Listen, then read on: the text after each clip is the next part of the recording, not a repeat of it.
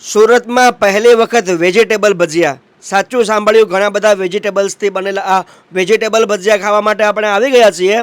અને અહીંયાની ખાસ આ મરચાંની રીંગ ભાઈ બે હાથે બનાવે છે. જુઓ તમે, બે હાથે મસ્ત મજાની મરચાંની રીંગ પાડીને બનાવી, જોરદાર ઉપરથી આ મસાલો છાંટીને, અદ્ભુત. અને અહીંયાના આ જુઓ તમે, મેથીના ગોટા, પટ્ટી મરચાં જુઓ તમે, કેટલા અદ્ભુત, સ્વાદિષ્ટ અને સિંગતેલની અંદર તળીને બનાવ્યા છે. એ વસ્તુ આપણને અહીંયાનો પ્લસ પોઈન્ટ લાગ્યો. આખા મરચાંના ભજીયા, એમ કહેવાય કે મરચાં ખાવા માટે વન સ્ટોપ સોલ્યુશન છે ને આ જગ્યા છે.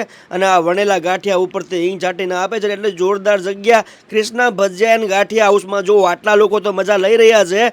ઓવરઓલથી બેસ્ટ જગ્યા કહી શકાય. લોકેશનની વાત કરી દે તો ન્યૂ આઉટર રિંગ રોડ ઉપર સરદાર ચોક પાસે સરદાર કેમ્પસમાં આવેલી આ સુંદર મજાની જગ્યા છે ક્રિષ્ના ગાંઠિયા એન્ડ ભજીયા હાઉસ. જોરદાર ક્રિષ્ના ભજીયા એન્ડ ગાંઠિયા હાઉસની અંદર આપણે મુલાકાત લીધી. ઓવરઓલથી બેસ્ટ કહી શકાય એવા ભજીયા તમને આ જગ્યા પર મળી જાય. વારે તહેવારે પ્રસંગોમાં ઓર્ડર પણ લેવામાં આવે છે. અને હા, પ્યોર સિંગતેલની અંદર બનાવવામાં આવે છે.